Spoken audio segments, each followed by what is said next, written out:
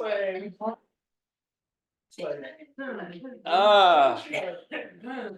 Hey Arthur, thanks for sending that video link. It's awesome.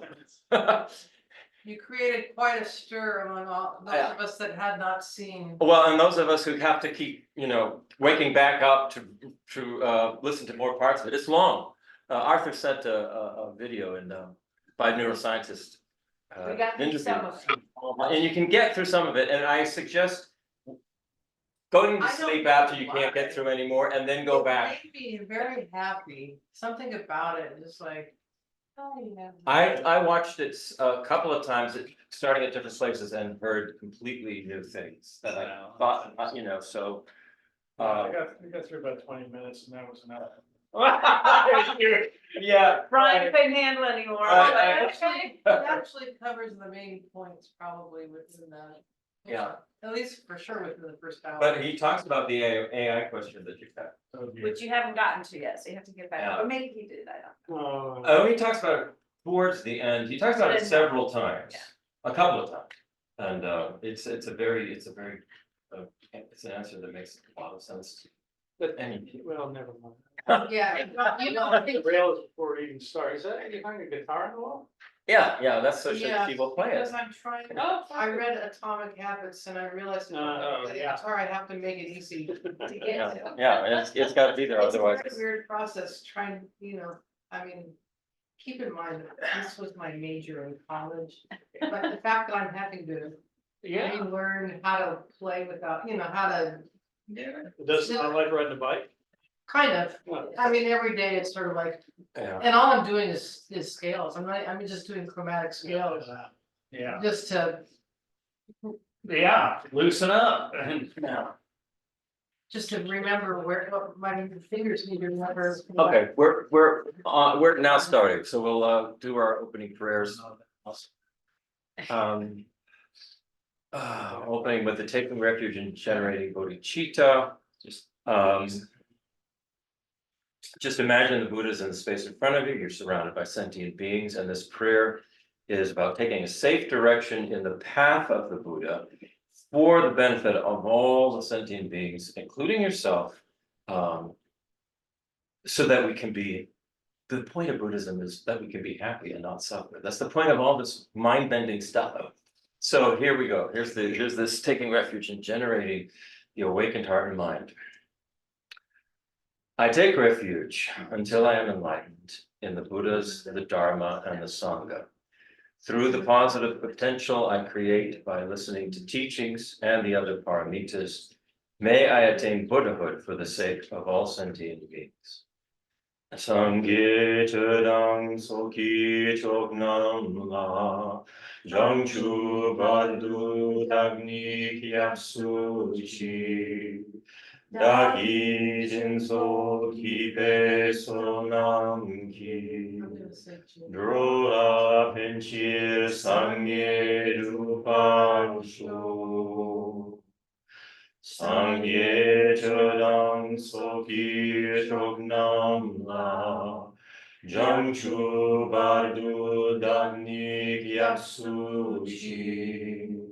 Dagi jinso gipe sonam ki, rola penchir sangye drupa sho.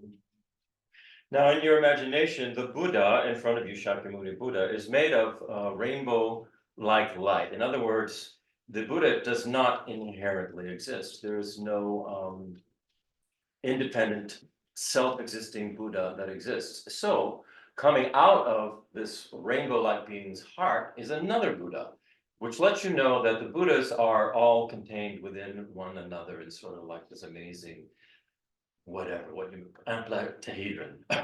Yeah. And so now we have Chenrezig. This is the Buddha of compassion. And Chenrezig he represents this next prayer that we're going to say, the four immeasurables. And he has four hands and arms. One is this loving compassion here. Love in this hand. Compassion is in this hand. What these two hands are holding are beginningless, transformative nature. The nature that we all have, which we can transform due to causes and conditions. It's happening all the time, whether we like it or not. So we might as well follow what the Buddha is saying and generate the causes and conditions that will make us wise and make us happy and make us be able to help others. So Chenrezig is holding that nature that we all have with love and compassion. Then he has this other hand that just is emitting immeasurable joy, the immeasurable joy of an enlightened being going out to all of us. And then the other hand is holding this lotus, which represents that we all have the ability to become enlightened. All we have to do is generate the causes and conditions for it. And because we have this beginningless, endless, transformative nature, we can become enlightened.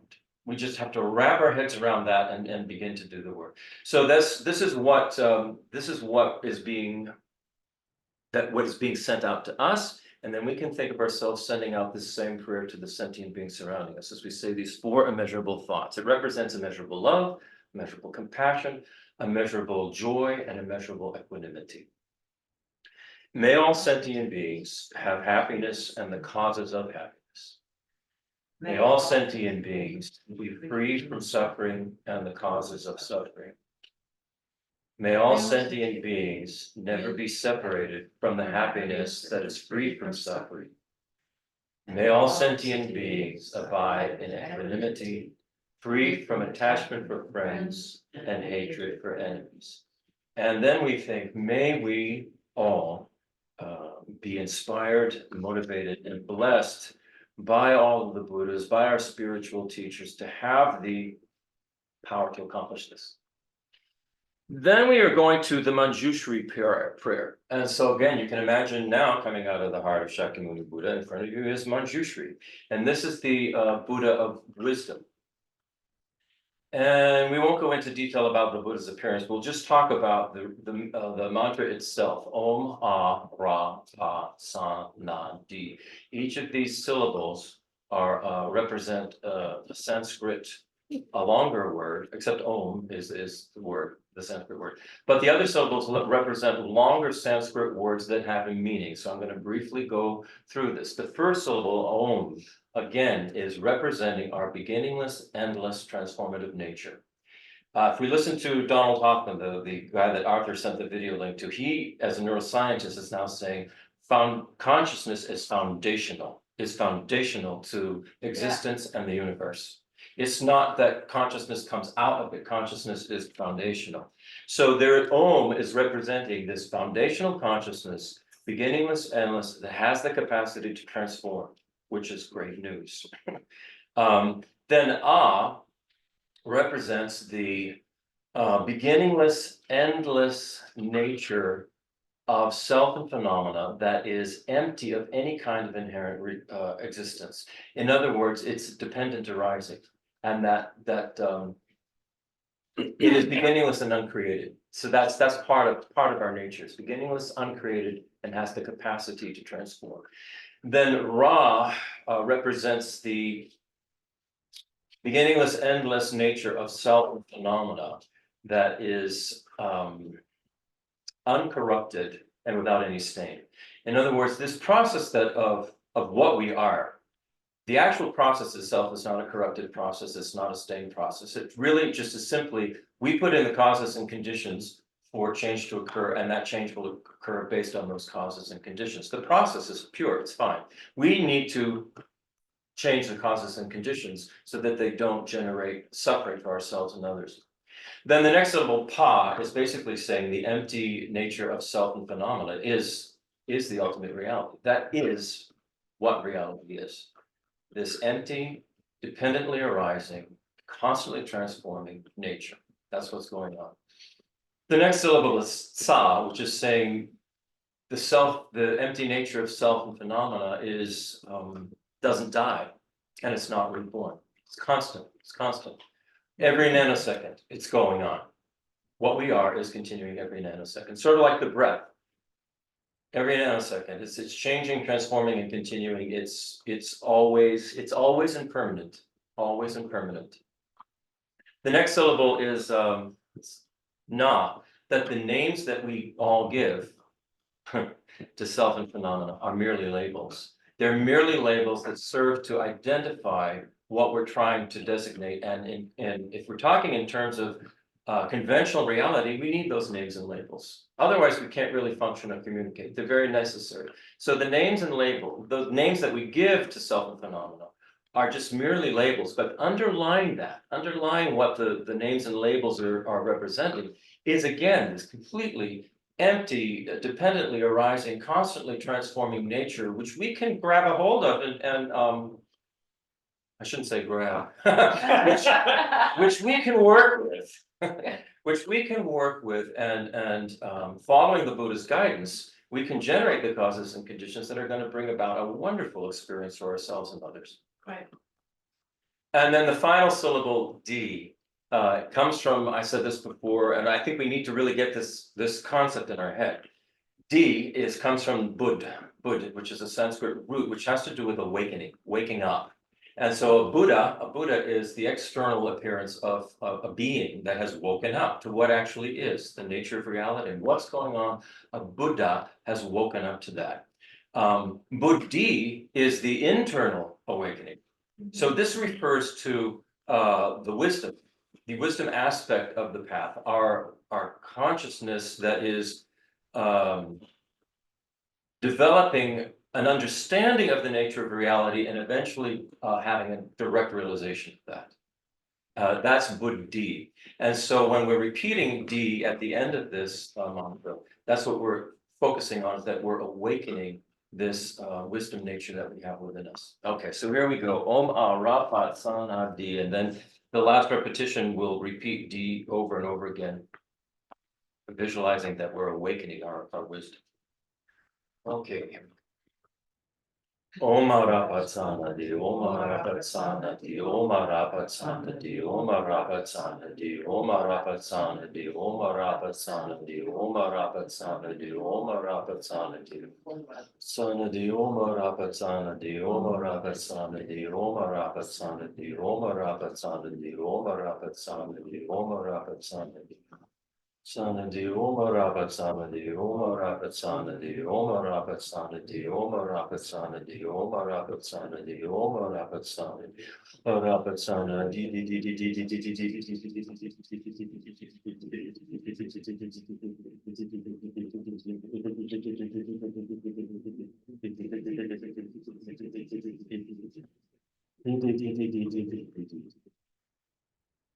Geshe Drapa would always and Geshe Nina says the same thing. Whenever we're discussing anything or meditating on anything, we're trying to read something about this profound wisdom, the emptiness, the way Buddhism talks about it, is really, really helpful to say this mantra. And the more we're familiar with the mantra, I think the more it works within our system to sort of move energies within us. You know, the more we're familiar with it, the more we're familiar with what it's actually saying, I think our energetic system begins to attune to it in some way. Anyway, that's been my experience. So, all right, now we're going to look at this 7-limb prayer. This is an outline of the 7-limb practice, which we've talked about. I've made at Brian's request, I've made a guided version of this, and so it's quite easy to go through. Eventually what you do is you know the thing yourself and you get off of it's like getting off of the training wheels. We don't want to stay continually on to these recorded versions, but we need to get all of these concepts into our own mind, and then our own mind does the job. The own mind starts to really work with what's going on in this 7-limb practice. So this is just an outline in inferred form of what that practice is. Reverently, I prostrate with my body, speech, and mind, and present clouds of every type of offering, actual and mentally transformed. I declare all my negative actions accumulated since beginningless time, and rejoice in the merits of all holy and ordinary beings. Please remain until samsara ends, and turn the wheel of Dharma for sentient beings. I dedicate the merit created by myself and others to the great enlightenment. And then we finish our opening prayers with this mandala offering. And the way they, the way it's described, it's very symbolic. They talk about Mount Meru, the four continents, the sun and the moon. But what's being described here is a sort of a universal system which is functioning in enlightenment. It's the pure view of the universe. So what we want to do here, and I love this. This comes from Steve Collier. He's an English Buddhist monk, a Mahayana Buddhist monk, a great translator. And he says what we want to do is imagining that we're holding in our hands here all sentient beings, all our mothers and fathers and brothers and sisters and friends and relatives and strangers and enemies and everything, all sentient beings. And we're imagining or visualizing them being completely awakened, completely happy, completely purified, completely understanding what's going on and creating the causes and conditions that are going to generate a perfect, wholesome, interdependent system. So imagine you're holding all these beings in your hand as we say this offering. Zajipaki jokshin mento Ramri rabling chi Nidegyen pagi Sangye jindu midelwagi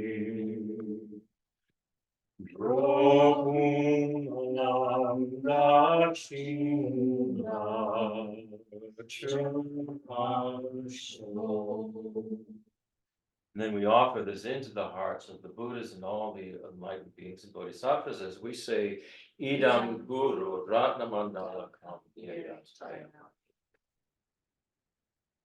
Okay, any questions from last time? Oh, wow, yeah. That was good.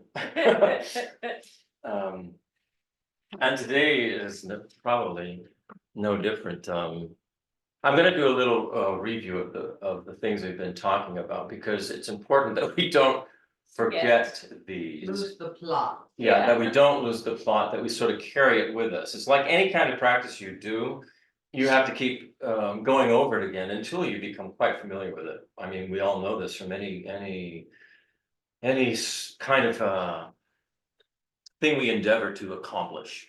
I mean, Kavita and I know this from practicing musical instruments or whatever. But everything's like this. Sports is like this. Driving is like this. So we've been discussing over the past, I don't know, maybe 4 sessions about the difference between how things appear to us and how they actually exist. This is a huge topic, not only in Buddhism, but apparently now it's one in neuroscience, and it's working its way into physics and mathematics. So it's very it's going on. It's very relevant. So we make the assumption that objective phenomena appearing out there have some kind of intrinsic, independent nature that exists independently of our conscious awareness of it. That's the way we think, because that's the way it seems to appear to us. Buddhism is saying, no, that's a mistaken view of things. And now neuroscience is saying, no, that's a mistaken view of things. I think Donald Hoffman says, how does he put it? It's really interesting the way he said it. It's like, my God, this sounds just like Buddhism. I'll read it. He says, our senses act as a kind of cognitive filter, preventing us from directly perceiving the true nature of reality. Well, what does that sound like? That sounds exactly like what the Buddhist teachings are saying on emptiness. So, Hoffman uses another really great analogy. Say like the computer screen. Mm-hmm. We're looking at this computer screen, and what we see is the faces of people, and they're hearing us. We can hear them when they talk back, and we can read the expressions on their faces and see whether they're just sort of listening, whether they're, confused, whether they're happy, like that. But what these actually are simply pixels. These aren't actually the thing, they aren't actually the people that are there. These are pixels on a screen. If we blew this way up, we wouldn't know what we were looking at. Right. It would not make any sense to us. But the pictures on this screen don't exist in the computer. They're not in the computer at all. What exists in the computer are process of electronics, circuits, ones and zeros, On and off. and on and off on like an infinite number of permutations that produce this. And so basically, Buddhism, he's saying that's the way how our cognitive our senses are working as a kind of a filter. If we could actually see what's going on, I think it would blow our mind. And I think the only way you can do that is how they say it, with a direct non-conceptual realization of reality. But everything the Buddha is teaching us is getting us closer and closer conceptually to be able to even take that idea on board as not being crazy, and then work towards some practices that the Buddha suggests that we do in order to be able to eventually have a direct realization of emptiness.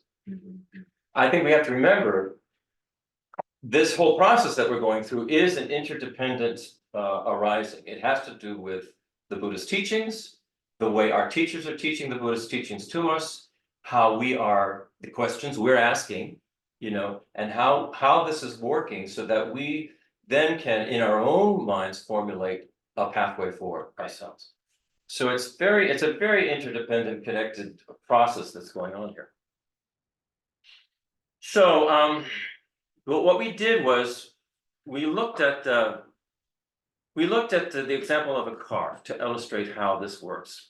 And I'll just quickly go over this as a reminder. The car is made up of many components. When we search for an independently existing car in any of the parts that make up the car, we don't find it. The car isn't in the engine, the wheels, the ignition, any of the subatomic particles. If we then try to search for the car apart from the components that make up a car, it also will find no car that exists apart from them. So what we did in this sort of meditative analysis is that we recognize that the car, just like in the Manjushri mantra, the car is simply a name. It's a label that we give to the assembly of parts. The parts also are simply, they have names, and those parts are labels for the things that make up those parts, and on and on and on. So that there is not any inherently self-existing car there at all. So then we took that, and Brian Bales had brought up that example, which was not in this particular commentary, which I thought was a great example because we can sort of understand that.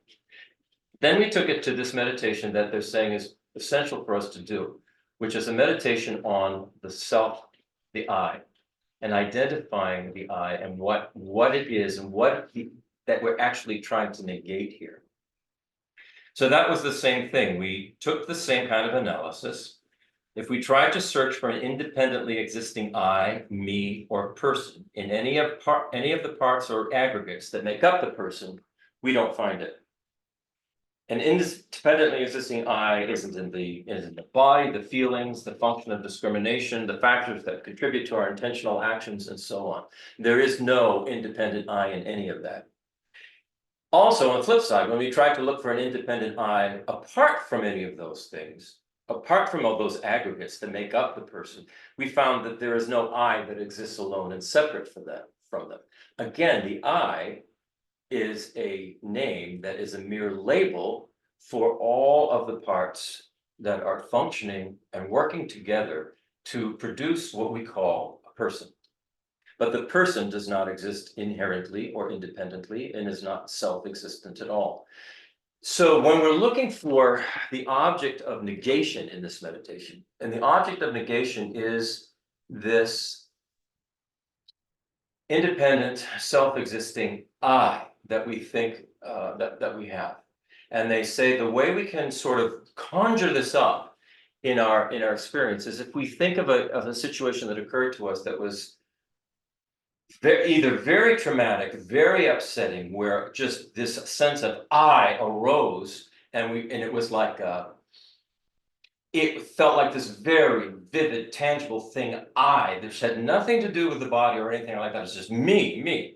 This can also occur when we have a wonderful experience, perhaps maybe when the first time somebody who's given birth holds their newborn baby, and maybe something like that, where you just get this sense of, whoa, I am that person, that me there, you know? I mean, so there's things that can cause that to arise, and then we look at that and hold that and realize that that I is the object of negation. That particular thing is the object of negation. It has no independent self-existence. But It's just an idea. it's an idea. It's also a idea that we sort of then immediately embody, put it into our feelings, everything about, our mental consciousness. We think the I is in all of it. So the reason why they say to try and catch it when it first in these experiences where it first arose in a very big way is that the first moment of that arising in the I, it's not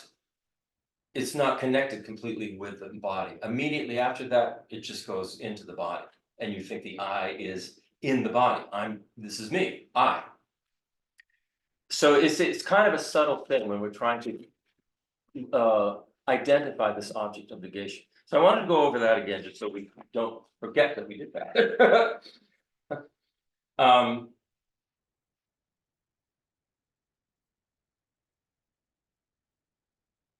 Okay, so in Buddhism, this kind of grasping at an I is called grasping at the self of persons. The self of persons. These are Buddhist terms, and we need to understand what they're saying. So when Buddhism is talking about grasping at the self of persons, it's talking about grasping at this sense or idea of an I that somehow exists completely independently of everything else. So we have to clearly identify that. His Holiness says it's like if you can't identify who the terrorist is, you'll never know. You won't know even if the terrorist is sitting next to you, because we have to clearly identify who the terrorist is or who the thief is. His Holiness uses examples like that when we're trying to identify the object of negation. If we don't identify it correctly, well, there's no way we'll know that that's what we're supposed to be negating. Yeah.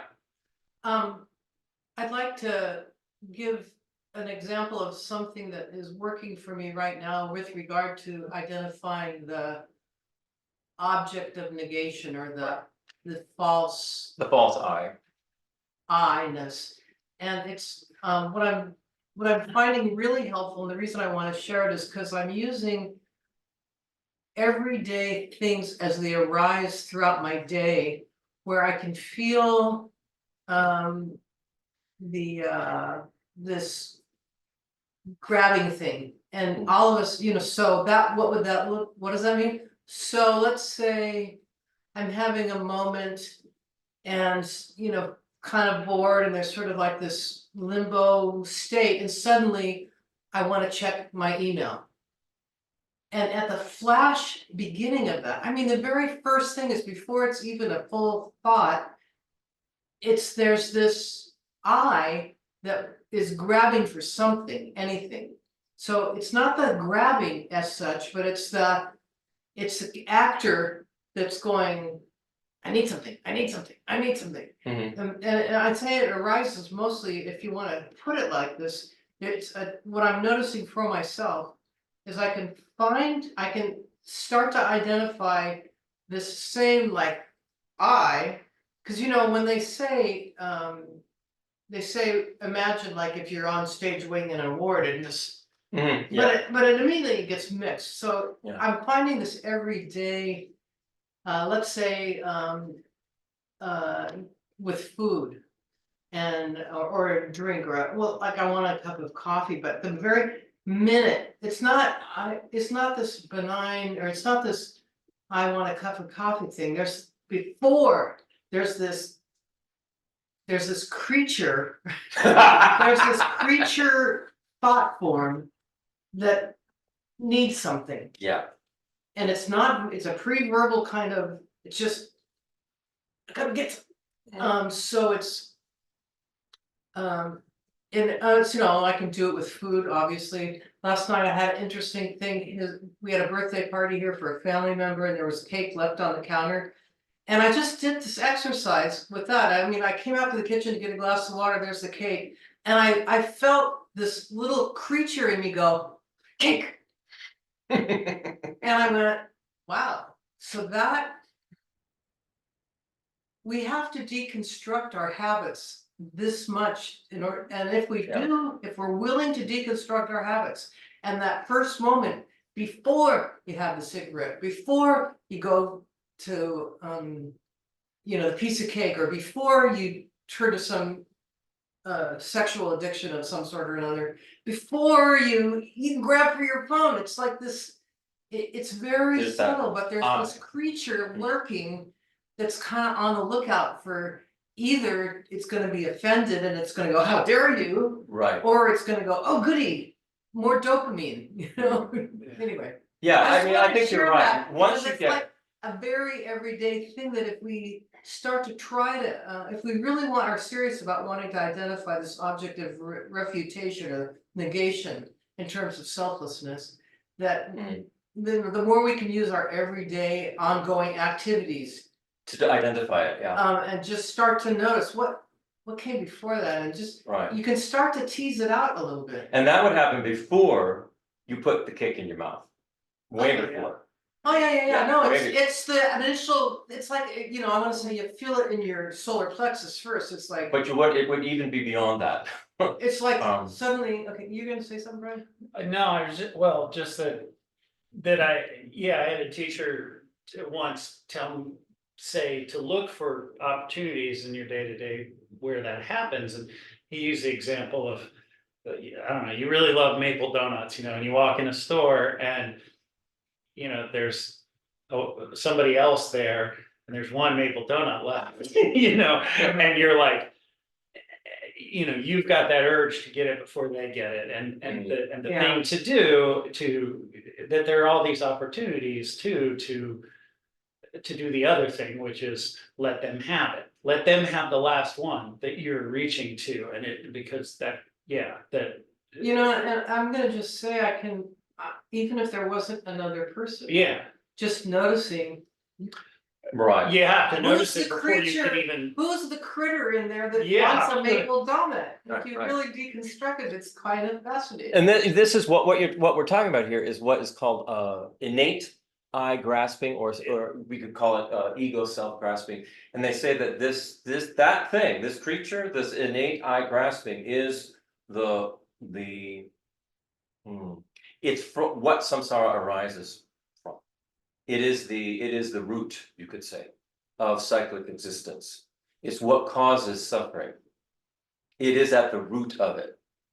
So this is why it's such an important thing to identify correctly, and then do the practices to sort of, analyze what is that, and is there a way to just dissolve that, overcome that, push through that. Well, and I think that was, I think, the point I was trying to get to from a very practical level.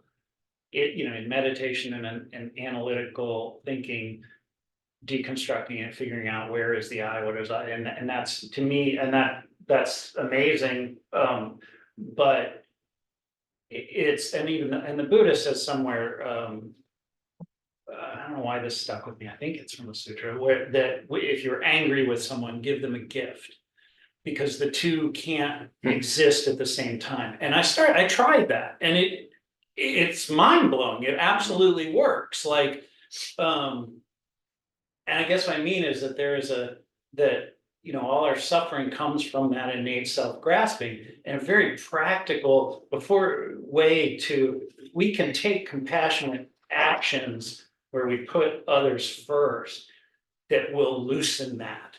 And then in meditation and analysis, and we get a Not to be more neutral, we can just take non-typical, not our usual habit actions. Yeah, we can just sit. Call it compassion, or just call it Just- break the habit of serving yourself, and Yeah, and just rest The in that reason I, awareness, you know, the right? reason I, yeah, the reason I'm, you know, because we layer so much meaning onto the word compassion. That isn't actually, you know, I just sort of, I enjoy trying to deconstruct. These things, what is actually going on here, but I, you know, anyway, Yeah. that's just me, Mhm. that's just my own. So do you want me to derail this even further or? Go ahead. Please do. Just, it's not a train wreck, all right? No, we were having, Tracy and I were having a conversation the other day about Buddhism, how, you know, you're, in some ways, you're being a servant to others because you put others before yourself and you are compassionate and helpful, and as you move on the Bodhisattva path, adopt more virtue, you do more and more things that are more and more, Can you hear Brian? Out there online, people, more and yeah, more servant. And she said to me, well, you know, you're wrong because you confuse being of service in Buddhism with being a servant. And so I said, well, tell me how you serve others without essentially fulfilling the definition of being a servant, or you have servant leadership, or whatever you want to call it. So, and I was thinking about this cake example you were talking about. Well, so you had one piece of cake because you celebrated somebody's birthday. yeah. So, and that was okay. But then when that came to the second piece, oh, I shouldn't have the second piece, and I use this as a way to deconstruct my grasping and all this kind of stuff. So the first is an example of where I'm doing something because I am participating with the rest of the group in a social function that other people benefit from. We're sharing cake, we're sharing something that makes people happy, we're celebrating something. But the second one, which is still a piece of cake, then becomes something very different. Oh, yeah, oh, absolutely. What you're saying makes sense to me, you know, that sharing in a celebration is, you could say it's like it's not exactly like a service, but you're aware of the whole group.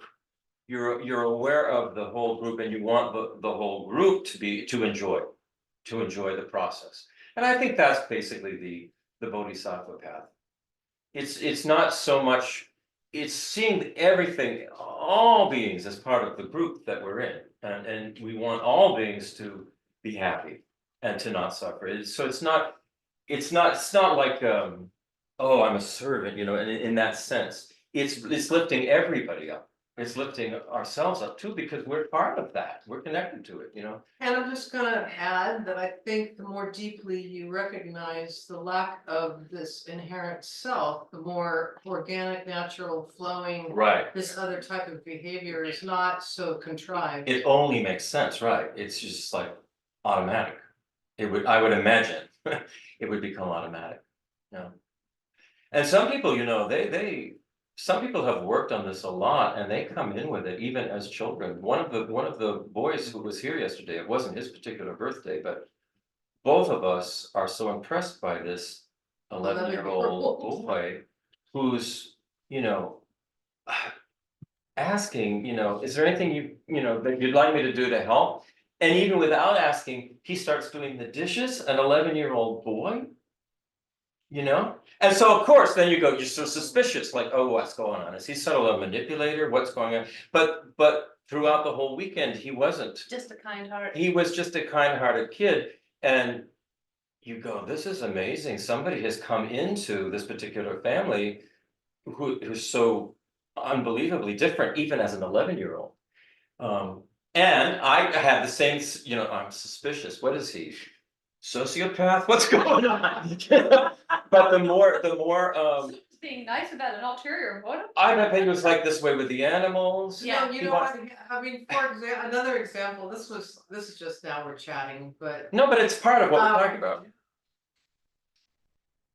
He and his brother, I gave them both $5. They were gonna go to HEB to a kids fair that was happening in the parking lot. And as they're leaving, neither of them wanted the money particularly, but as he's leaving, well, is there anything you need that I can get you with this $5?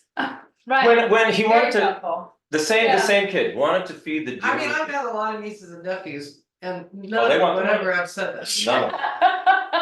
So I'm I'm going, lovely people, but Yeah. I'm going to feed the deer in the morning, and he really wanted to go feed the deer with me. He just really wanted to do that. So what there are a little bit pavers, round paved stones out in the woods that you can put the deer corn and the, you know, pellets and all that on, and he wanted to do that. And every morning, there are all these pill dogs all over Oh, yeah. the paved stones. So I'm, you know, he's like, oh, I just pour it on there, and he goes, but no, all these little bugs, I'll hurt them if I pour the corn on top of them, you know, we have to get them off. I'm going, oh my God. He's a little more awake than the rest. I wasn't that way when I was 11. No. you aren't that way now. That's why, you know, all right, kill bugs. Well, I don't actually think the corn's gonna kill them. Anyway, moving on. Oh, yeah, but it's just an example that's where everybody is on a particular path, and you can come back into a lifetime and be really quite far ahead. Yes, exactly, know. yeah, absolutely, So sometimes you can see very unusual children who have this. like he's been practicing. Yeah, they're practicing. I know, you know, and my parting words to him today were like, so not like the normal thing you would say to an 11-year-old, it was like. Yeah, Oh, yeah, he was asking, what are these bowls of water here for? What do you do with them? So I'm explaining to them, well, this is an offering for the beings in different realms who are suffering, and he said, oh, that's nice. Yeah. 11? there's So, a story in that, the little book with the author of the 37 practices. Yeah. Books off of it when he was an infant, when he was like 4 or something. right, His mom, he came in, it was cold, and he didn't have his jacket on, and he had put it on a bush or something, and he Right. told his mom, he's like, where's your jacket? And he was saying, well, there was a being out there that was cold, like, Yeah. I'm just The like. shrubbery was cool. And I believe it, there are probably Yeah. kids who think like that. and that could only Yeah. come from previous Yeah. moments of thinking that way. you know. Exactly. So this is the point, I mean, we're on a continuum, and we wanna be building that continuum up right now, Right, you right. know, so. So that we can be that 11-year-old child in our next lives. Yeah.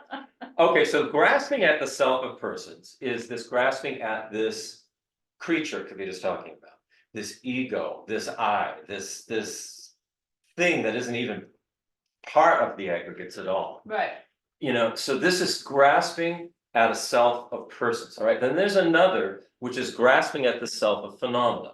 Now, the car was an example of that, but we have to go a little deeper with this.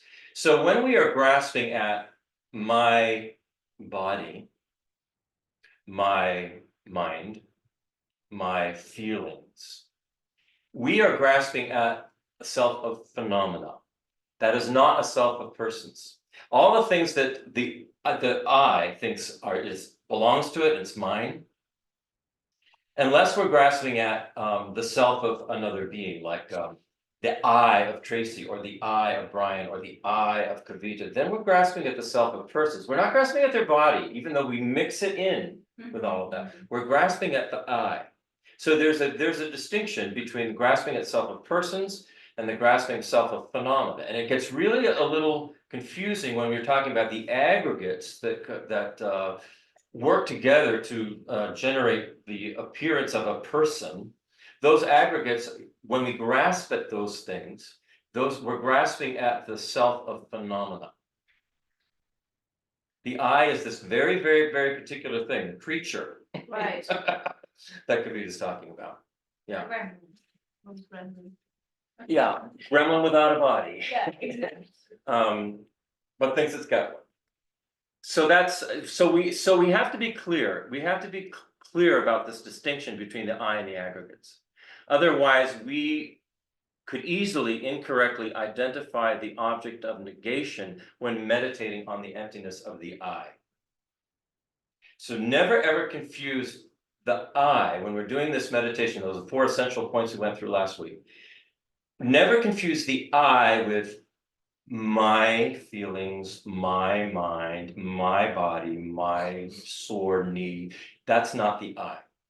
That's not the I. It's the I saying all these things are mine. But the I is this phantom creature. I don't know the way to put it, but you just, you Yeah, but have I to mean, get it. because in the teachings, they say it's kind of stays hidden in the background until it's triggered. When it's triggered with a very strong And then moment. it's only flash Yeah. of a moment before it goes into hiding, because it's already set its agenda in motion with your aggregates. Right, and so it's just a moment, and that's how we, it's very tricky to catch, and we're going more into this now, Nagarjuna goes more into this. So before we go on, we need to understand that the wisdom that realizes the emptiness of an inherent independent self-existence will completely remove the ego's self-grasping ignorance that generates our afflictive emotions and karmic propensities, which keep us bound to this cycle of samsara, cyclic existence, and the suffering in it. According to the Buddha, the innate ego self-grasping or I grasping, and this is the I grasping is very much connected to this creature that's going, I need, I want, you know. So the innate I grasping has existed beginninglessly in our mind streams and automatically goes with us from one life to the next. This makes it extremely difficult for us to uproot innate I grasping because it is so primordially ingrained in our subjective consciousness. It's like a little stick-on or an add-on that goes with us. So here now we're getting back to Brian's initial question about why, why so many people are not attracted to Buddhism and how it came up. It had to do with fear. So innate I grasping is not only the reason for our taking rebirth in the suffering of cyclic existence, it also keeps us trapped in the suffering of cyclic existence by making us afraid of emptiness, making us afraid of realizing the ultimate reality.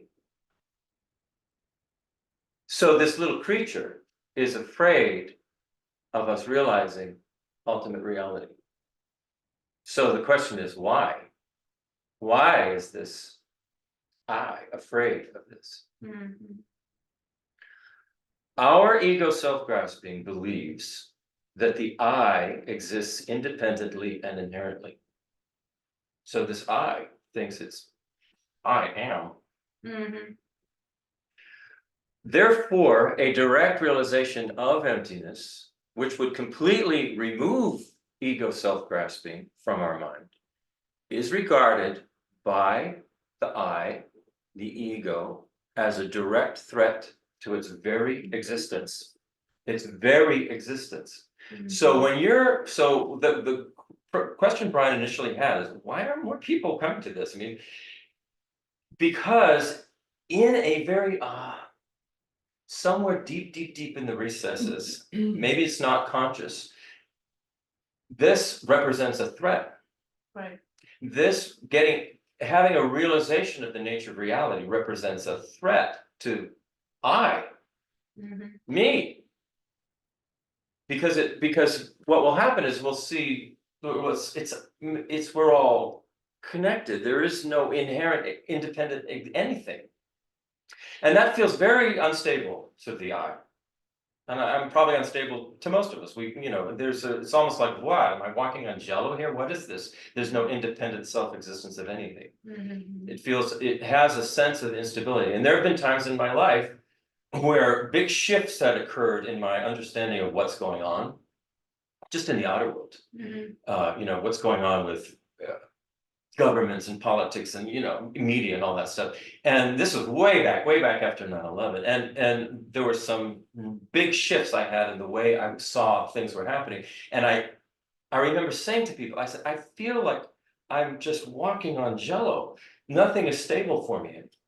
I felt complete instability. And so this I, when we get closer and closer and closer to this realization of emptiness and what the Buddha is talking about, the I gets very, very nervous. So it's very important that we keep aware of it and correctly identify it, and we understand that it's really merely an idea. But it's a strong one. It's a strong one that's taken grip. And is the cause, basically the cause of all the suffering that exists. So, okay, so now we go to the next stanza. Yay! Here's stanza 28. Quote, the I exists, the mind exists. The I exists, the mind exists. That's in quotes. And then Nagarjuna goes on to say, these are wrong as ultimates. For the two are not established by a thorough consciousness of reality, just as it is. So this idea that the I exists and what belongs to the I, my body, my mind, my everything, these are wrong in terms of ultimate reality. That's not the way ultimate reality is. And it's because that I and mind is not established by what he's calling a thorough consciousness of reality, just as it is. So what's being referred to here, a thorough consciousness of reality, just as it is an Arya being's direct realization of emptiness. So if you recall, Arya beings are these noble beings. When Buddha was talking about the Four Noble Truths, these truths are what are true for beings who have had a realization of emptiness, a direct realization of reality. These noble truths, these are truths for those beings. We don't quite understand them the way somebody who had a direct realization of emptiness understands those truths. Truth of suffering, truth of origin, truth of cessation, the truth of the path. We see it in a more concrete way than somebody who's had a direct realization sees it. So someone who's had a direct realization, basically as the stanza is saying, they say, there is no I in mind that exists. That's wrong in terms of ultimate reality. That's incorrect. That's not the way it is.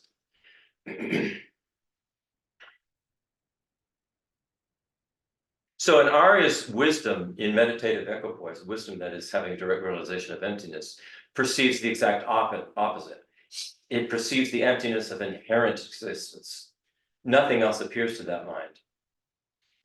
In other words, when we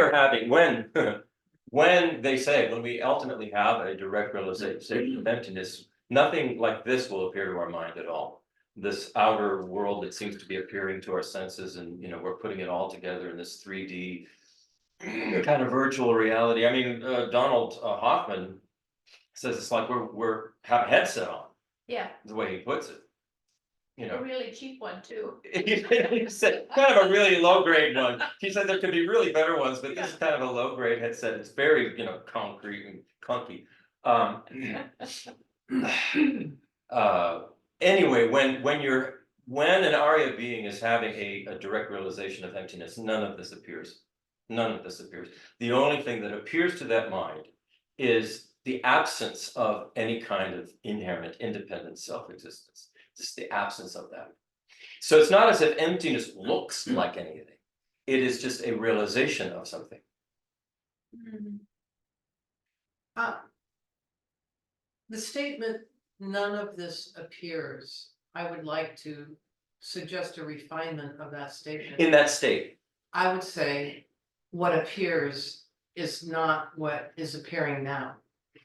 Better way of putting it, I suppose. Yeah. Because otherwise you're still concretizing what is appearing. What they're saying is, I'll read it how it was put in the commentary.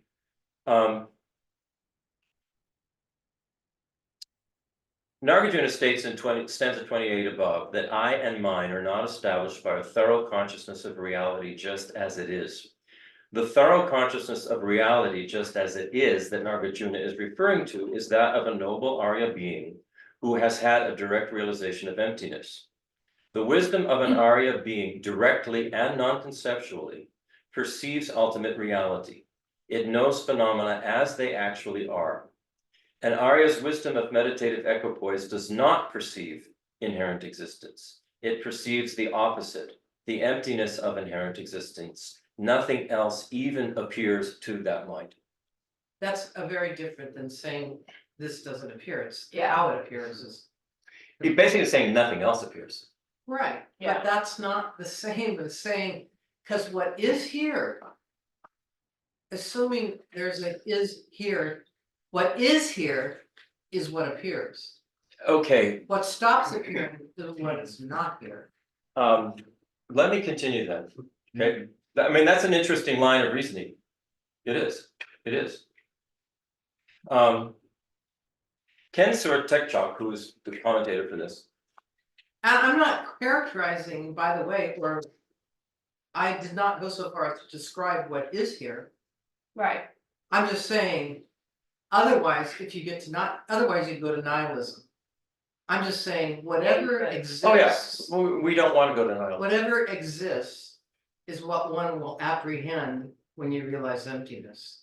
What will stop appearing to you is the concretized false appearance. Right, That's different than saying, here's what they'll say, Yeah. Kavita, and I know you know this. When a being is in that meditative equipoise where they're having a direct realization of emptiness, that is a particular kind of mind that does not cognize what this conventional mind is now cognizing. right, So so they're saying none of this actually appears to that much. to that mind the way it's appearing at all to us. the way it's appearing to us. Yes, And I understand, maybe you're, maybe you're thinking, well, they do say that your sense powers stop functioning, That's but right. that is not saying, I'm saying the sense powers we know stop functioning, but that is not saying that your consciousness stops functioning and doesn't apprehend reality that is present. correct. That's all. Yeah, What I would say about this is we're not gonna know until we know. so we have. I that know, and to the experience, yeah. extent that any of us has had any Right. taste of this is where we can, how we can discuss. Yeah, So I'm just saying, perhaps I've had a taste of something that you haven't had or vice versa. And so when I talk about it, it's different than when you. They say when they are then out of that state of meditative equipoise, they see the world the way we all see the world, or the way we all think we see the world. right, But they recognize that it does not exist the way it appears, correct. but they see it this way. But they're not seeing, they're saying they don't actually apprehend the emptiness of everything. But they know, because they've had the experience, that it is empty. That's how they describe it. So whatever that means, I don't know. Until we have that experience, we really won't know. But that's how they describe it. So you see nothing and something at the same time. No, I don't think it should be more like perceiving rather than seeing. and it's not nothing. It's the current framework and equipment you're using to see something is replaced by a more accurate framework of consciousness that perceives Yeah, something, that's like what they said, yes. Right. but it's and- not the same. And as long, until we are enlightened, those two ways of perceiving can't function together. Right. Once a being is enlightened and has removed what they call the cognitive obscurations. Those two come together, and a Buddha will see, they say, will perceive the kind of world that we perceive, can also at the same time sees the complete or perceives the actual interdependent nature and the fact that it's empty of any kind of inherent independent existence. So the two are merged in a Buddha, is how they put it. So whatever that is, I don't know. I mean, we just have words right now to go by. I mean. We need the experience ourselves. Going back to the example of looking at a movie or a computer screen. Can sort of help us tease out a little more of the taste of this, Yeah, I think so. It's almost as if, I mean, if you were to use the computer screen analogy, instead of seeing the pixels on the screen, there's a perception of what's causing the whole thing to occur. Right? You know, You could suddenly see all the electricity and the There's all- capacitors and the. everything. Yeah, But you'd see the energy or whatever it is that's causing all of this to occur. You'd perceive it. So Yeah, like I said, until we have that experience ourselves, all we have is pointers. The words that they're pointing towards an experience. And telling us the kind of practices we need to do in order to get there. And the very first one is, clean up our ethics. It's the first one. So we should all be working on that all the time.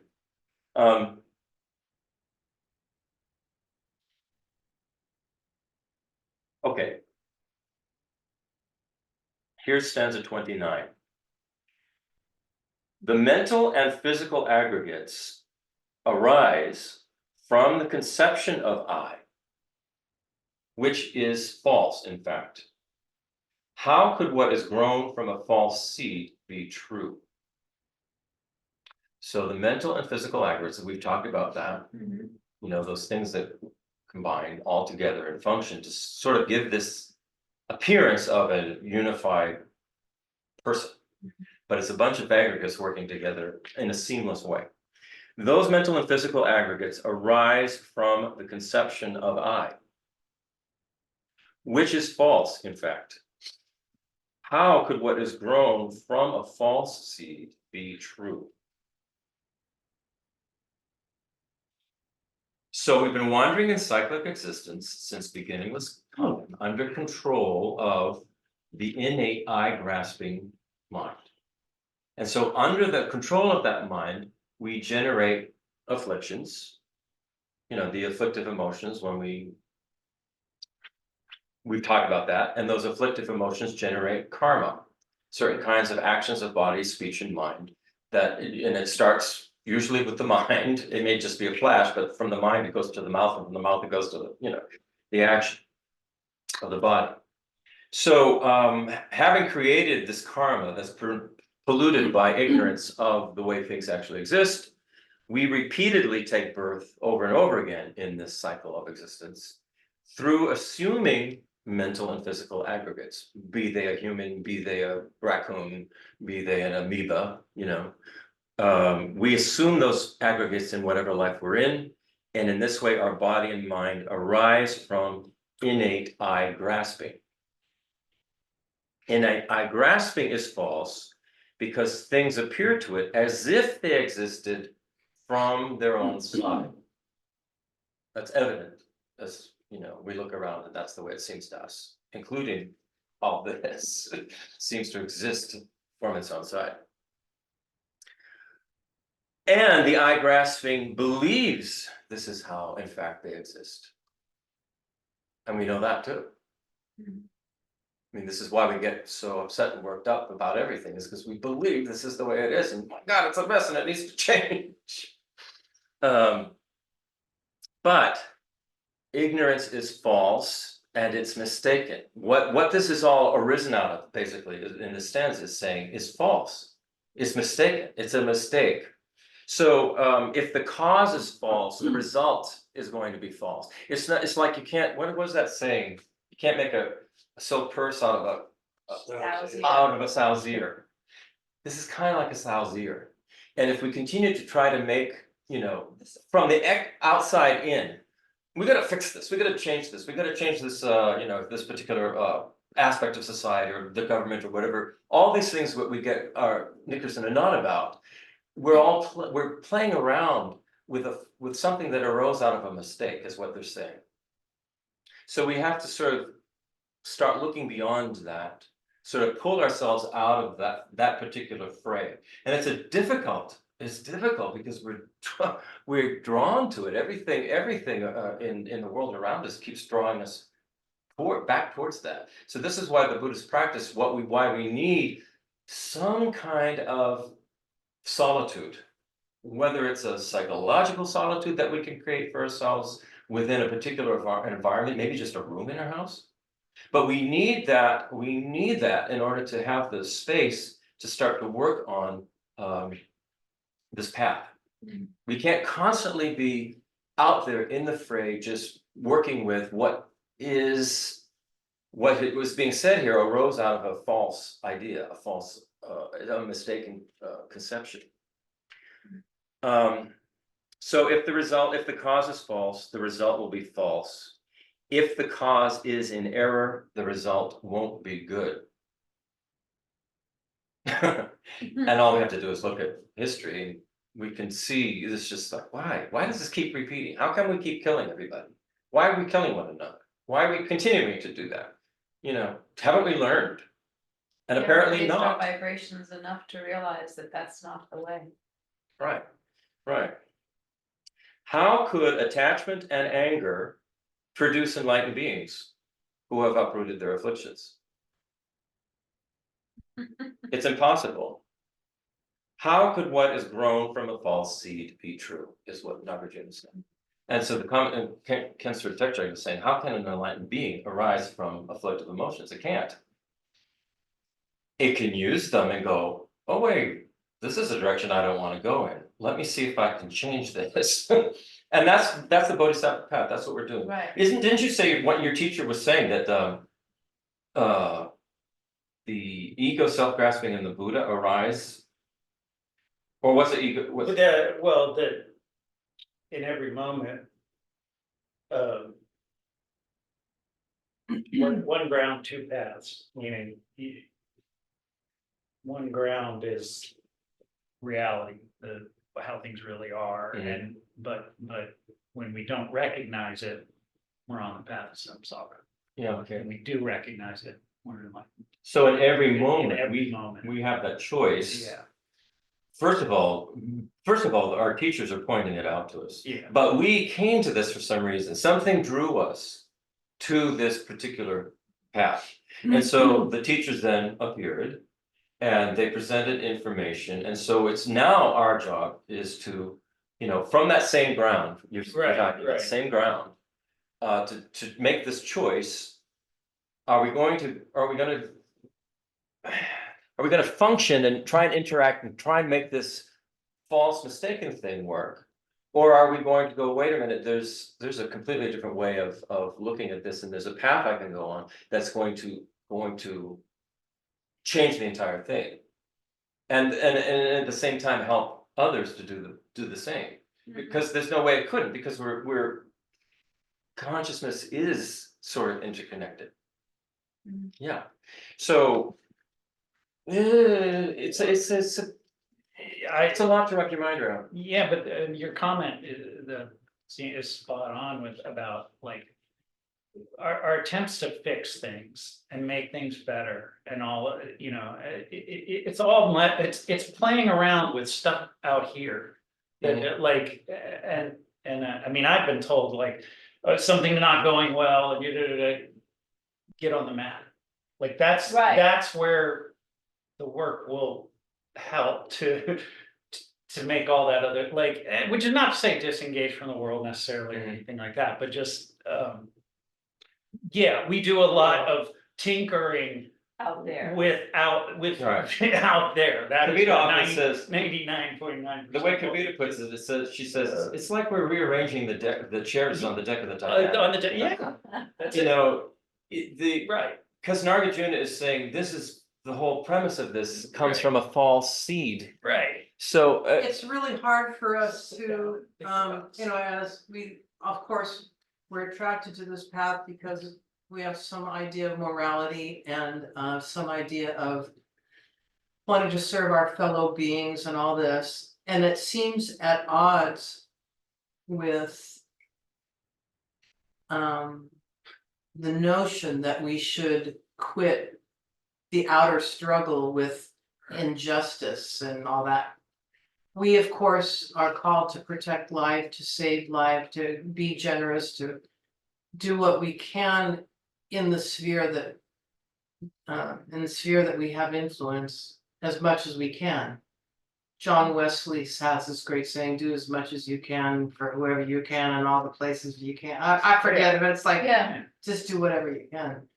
But it's not the same as getting indignant because so-and-so is bombing so-and-so, or so-and-so claims they were elected to this or that. It's not the same as getting indignant or even getting all, self-righteous about whether or not you agree with this or that policy or whatever. well, you can That's see how all- it pulls us. Yeah, that's all And if you That's deconstruct the functioning of our world even, you can see that, even at the level of it, of the world, you can see the fakeness of some of the struggle. Obviously, Especially. there are things that are very real and very horrible and don't make any sense, which I attribute to space aliens. I don't know. Why not? It's hard for me to fathom why humans would bomb humans, so I can't go anywhere else, but it has to be some inhuman force. Yeah. That being Yeah. said, But if I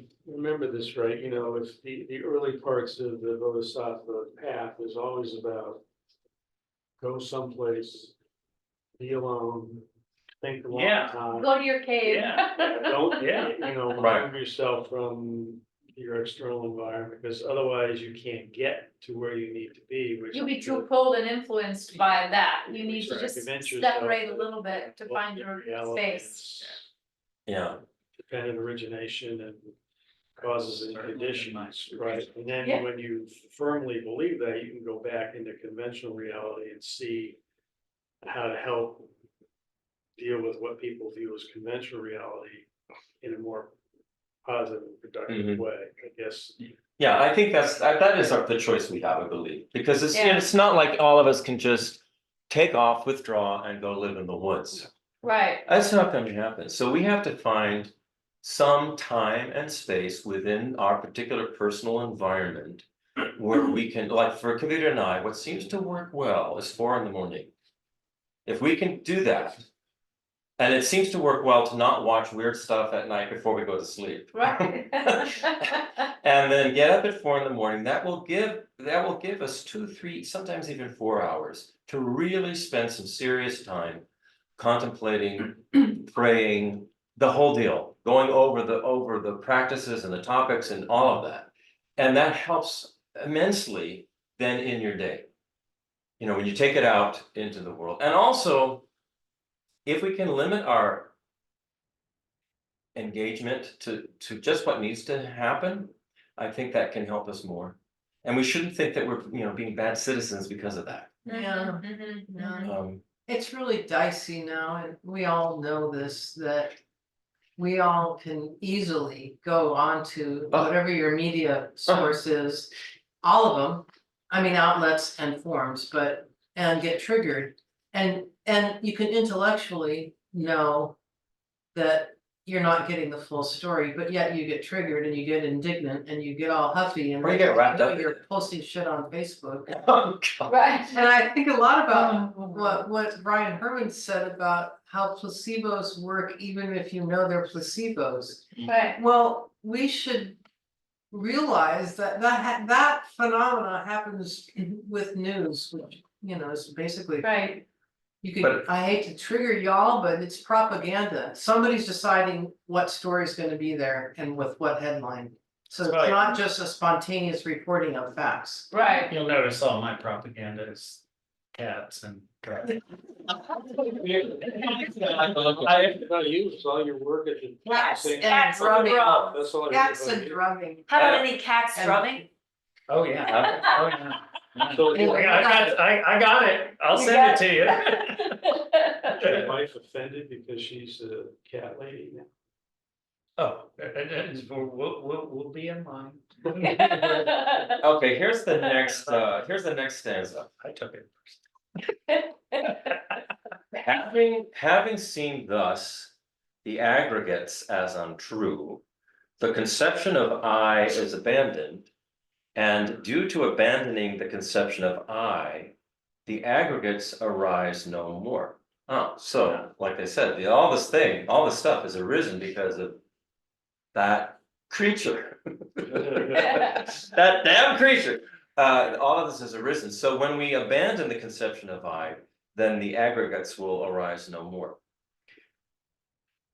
So when we understand that the aggregates constituting our form and consciousness have no truly independent self-existence, they all kind of work together, and none of them exist independently. Right, We'll see that the grasping at I and mine is also mistaken. It's just a mistake. By repeatedly meditating on this, we can gradually gradually uproot the mind that grasps at the conception of I and mine being truly existent.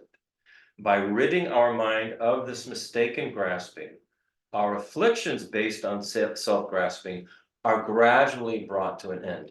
And what I would say from my own experience of doing, say, like the 7-limb practice and all that goes along with that, gradually over time, these particular behaviors of body, speech, and mind that are not helpful have lessened. And gradually over time, simply because I'm repeating it and telling myself this, gradually over time, the positive ones have increased. But I was stunned that I'm not at the point where that 11-year-old boy was at, Right, where it was just naturally coming out of him. We have to work at it, and it's going to be gradual. And if we don't do it, it's not going to happen. If we actually don't do the practices, nothing's going to happen. Nothing will change. right. It's just super important. That's why we need to carve out some space, preferably in the morning when nothing else is going on and it's dark, to work on the practices, and that it will have an effect. It really will. But we have to do it. When you say, I mean, I just want to point out, when you say work on the practices, sometimes all that looks like is you're reading this material and thinking All about of it, of course, that's part of it. that is like Good where the practice. money is. Then it goes into our mind. It goes into our conceptual mind, and then we mull over I these just make that concepts. point because I don't want people to feel Mhm. that there's some secret practice they No, don't no, know no. about that's gonna do this. No, it's reading, contemplating, understanding, seeing how it applies in your experience or not, and digging. It's exactly like when you learn how to play an instrument, or if you're learning how to shoot the ball into the hoop. It takes practice. You have to do it. It's That's how- exactly like Yeah, that. one of my teachers used to say, you meditate, you listening, contemplating, and then meditation, and it's like your meditation is you sitting down doing your scales. Mhm. Like Right. literally. Mhm. just- If you don't do it, it's not going to You have happen. 7 minutes. But I don't think 10,000 hours is enough to get you. Well, it's Depends on beginning where with you're an at, analyst, where Brian. you're starting from. The first thing we have to Not let for go of me. is this is it. This is all I have is this life. I mean, if we take a longer view, we could maybe relax a little more about that. Yeah. I mean, the opposite, Getting up from that. here's the opposite view to take. Is don't take the, I mean, this is now We have a an rebuttal emotion to loop. the longer view. The rebuttal to the longer view is a metaphor Venerable Robina uses. You have bought a ticket to Disneyland, you have one day, it opens at 8 AM and closes at 1 AM. So you've got 18 hours or something. And in that one day at Disneyland, you gotta cram in as much as you can. And that is the opposite view. Yeah, Think of it as you Practice won like your this hair's lottery on fire. ticket to have this amazing day on planet Earth. that's what a precious human Yeah. rebirth is. It's an Right. amazing So, I mean, day. I also in wanna some say, sort. there's a. Yeah. use it, Excellent use point. it, because, I mean, and honestly, I've been to Disneyland enough times, we get there at 8. And 7:59, the we get there fireworks at are over. 7:59, and we are the last ones out the door. Mhm. All the shops are closing on Main Street. I'm like, it's one more of those orange Julius things, what I mean? Oh, it's a nightmare if you're with kids, Yeah. Yeah. But that's a good point to be. So there are both of these used to take in the long view and then recognize the amazing opportunity we have right now. Right, Amazing. Don't waste it. because we're not an animal in Yeah. Disneyland, we actually have Yeah. more deep cognitive abilities than. Yeah, we're not like a pigeon. It's- Yeah. That is a tough balance to strike, though, in my experience for me, like, the saying, practice like your hair's on fire, like. Yeah. That's another, Well, yeah. one, and it's a, and then, Yeah. but you can also use that to beat yourself up, be like, oh, well, You I can. watched a minute, and it's like, yeah, but I do need rest sometimes, like, I probably will sleep and rest way Yeah, too. remember when Nagarjuna was doing this, right? Yeah. Doing this, right? Yeah, It's a lot- TV. yeah, Yeah, have all those They distractions. had a lot of time. But they didn't have the life we have. Yeah, So yeah. things are practically a little bit different. And Geshe Niwa will say this too. Sure. I've asked the same thing. Yeah. 84,000 teachings, what do you meditate on? How do you Yeah. pick? You know what, Yeah. I mean, come on. Do the best you can with the tools you got. I mean, I definitely get there, some Yeah, days if it's some- like, what do I do? Yeah. Okay, I wanna get to this next mind blower. Yay. I can't tell you, it's been probably maybe 2 or 3 weeks that I've been reading this over and over and over again and trying to, Okay, just share. I'm just gonna share. And The we're big- stanza, The big enchilada. We're at stanza 31 and 32. okay, This is a face in the mirror. And this is an analogy for the eye in the aggregates. A face in the mirror, the eye in the aggregates, okay? So stanza 31. Just as it is said that an image of one's face is seen depending on a mirror, but does not really exist as a face, we all get that. mhm, Stanza 32, so the conception of I exists dependent on the aggregates. But like the image of one's face, the I does not at all really exist. Okay. Okay, that didn't blow my mind. What blows my mind is the commentary, so I, Read it. okay. Depending, but I've changed some of the commentary to what I think was not gonna blow my mind anymore. So it's just a question of slight rewording. Read what you got. Okay, depending on a mirror, the reflected image of our face appears. That image is a false appearance. Get that? There is in fact no face in the mirror. In a similar way, dependent on grasping the 5 aggregates as inherently existing, grasping at the I as inherently existing arises. However, an inherently existent I doesn't exist. Just as the appearance of a real face in the mirror is false, and a baby's apprehension of it as real is mistaken, or often kittens, you'll see kittens look in a mirror and they'll go walk behind the mirror and yeah, then they go back. attack the mirror. They haven't together. figured it out. Yeah, But we've all figured it out, unless it's kind of like an illusory thing and, it's a hall of This mirrors. is when I'm doing this while I'm watching my face on the Zoom. Okay. ju- Where's the baby? just as a baby. That's. Okay, That's- right. Just as a baby's apprehension of it is as real as mistaken, the appearance of an inherently existing I is false, and grasping it as true is a mistaken consciousness. When the reflection of a face appears in the mirror, the whole face appears in the reflection. It's not as if some parts of the face appear in the reflection and other parts don't. Similarly, for ordinary beings, every aspect of the person, the I, and every aspect of the aggregates appear to be inherently existent. It's not that some aspects or parts of the person and aggregates appear to inherently exist and others don't. Except for very young children and kittens, most people understand that a face appearing in a mirror is real. Isn't real. Isn't real. Say, no. Right. Most people understand that a face appearing in a mirror isn't real. Yeah. However, that's not the case with the person and aggregates that appear to be inherently existent. Most ordinary people would agree with that appearance and believe that things truly exist the way they appear. As if this is not like a mirror reflection, this is the real thing. Right.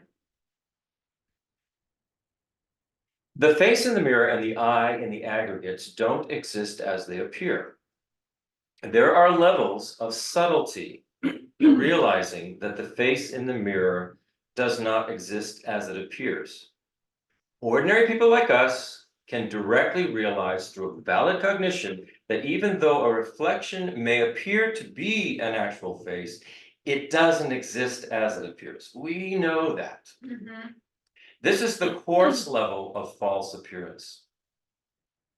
Even though we realize the reflection in the mirror is not an actual face, we think the reflection itself is a truly existing reflection produced by a truly existing mirror.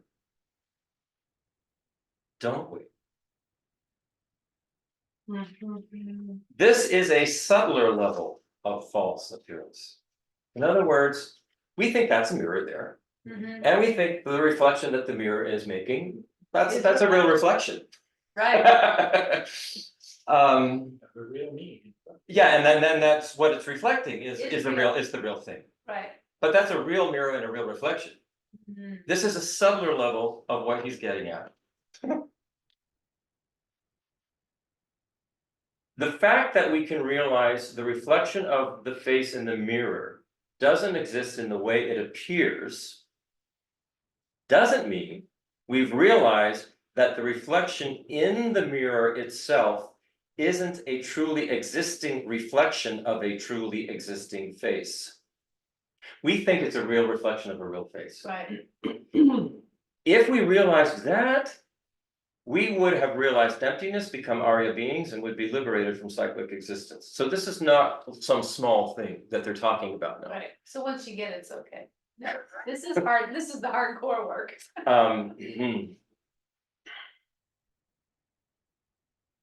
Instead, what we've understood is simply that it is not an actual face, even though it appears to be one. The eye consciousness to which the reflection appears as a face is a mistaken eye consciousness. The eye consciousness is also mistaken with respect to the reflection itself, appearing to be a truly existent reflection of a truly existing face looking into a truly existing mirror. However, it's chiefly mistaken with respect to the reflection appearing to be a face. That is because to realize that the eye consciousness is mistaken, in this case, we need to realize only that although the reflection appears to be a face, it's not actually a face. And we know we do realize that. So here's how this plays into our everyday experience. Not every thought of I that we have during the day is an expression of innate eye grasping. Throughout the day, when nothing special is happening, we have thoughts such as, I'm walking, I'm reading, I'm driving the car, I'm thinking. These thoughts apprehend the conventionally existent I, and they are reliable. They are mistaken consciousness in that they have the appearance of being truly existent, but since those consciousnesses don't grasp at that appearance, and here's the thing, the grasping, they don't, when we're just doing these ordinary mundane things, we're not going, I'm driving the car. You know, it's not like, I need the chocolate cake. It's just like, there's a chocolate cake, right? There's not, the grasping's not involved. Sometimes it is, but go ahead. Sometimes it is, I mean, it can be in anything, but Yeah, they're yeah. saying there are times during the day where we just have these ordinary kinds of, we're not grasping, we're just doing something. So since those consciousnesses don't grasp at that appearance as being truly existent, they're not erroneous, even though they're mistaken in that it appears to be truly existent. We're not grasping at it in the same way we do when we just get our knickers in a knot and grasp. So those consciousnesses are correctly apprehending that we are walking, reading, thinking, or driving. This conventionally, that's what we're doing. These consciousnesses are mistaken with respect to the I that appears to them because that I appears to be truly existent. However, they're not erroneous because they know the conventionally existing I correctly. This is similar to knowing that the reflection of a face in a mirror is not an actual face, even though it appears like one. Okay. The consciousness of all sentient beings is mistaken. The Prasangika system, which is the highest system of Buddhist tenets, says that every consciousness in the continuum of a sentient being, except for the Arya's wisdom of meditative equipoise, realizing emptiness, is a mistaken consciousness because it is mistaken with respect to its appearing object. What's appearing to the consciousness? Those with meditative experience have explained this process sequentially. So this is what an Arya would tell us. First, there is a moment of valid mind to which a truly existent I appears. It thinks, for example, I'm walking, but it doesn't grasp the I as truly existent. The split moment after that, a distinct mind, the innate I grasping arises, grasping at the I existing the way it appears. So apparently this is happening all the time. There is a moment where we're just doing something and conventionally it's fine. This is the way it is. And then the very next moment, the I grasping comes into it for whatever reasons. Well, and we'll always find them. Well, there'll always be something that either we're drawn to or pisses us off, even when we're driving. The mind apprehending the conventionally existing I and the innate I grasping are difficult to distinguish. Yeah. Say that again? The mind apprehending the conventionally existing I and the innate I grasping are difficult to distinguish. It's difficult to distinguish when we're, just looking at something and not grasping at it and just conventionally going, yeah, this is what's going on. Right. It's to distinguish. It's subtle. When does that grasping occur? They're saying the moment after. Right. It's difficult because true existence appears to both of them.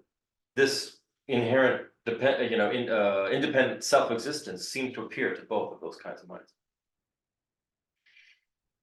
However, only the innate I grasping mind grasps at the true existence.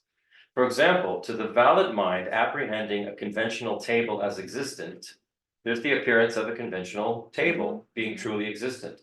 However, that valid mind doesn't grasp at the table as being truly existent.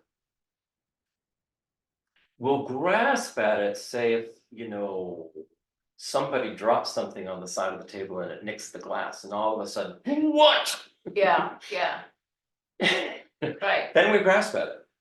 Where we become, it's mine. Yeah, it's not my table. But just as looking at a table, we don't get all upset. However, that valid mind doesn't grasp at the table as truly existence. If it did, it would be self-grasping, which is a wrong consciousness. This was helpful to me.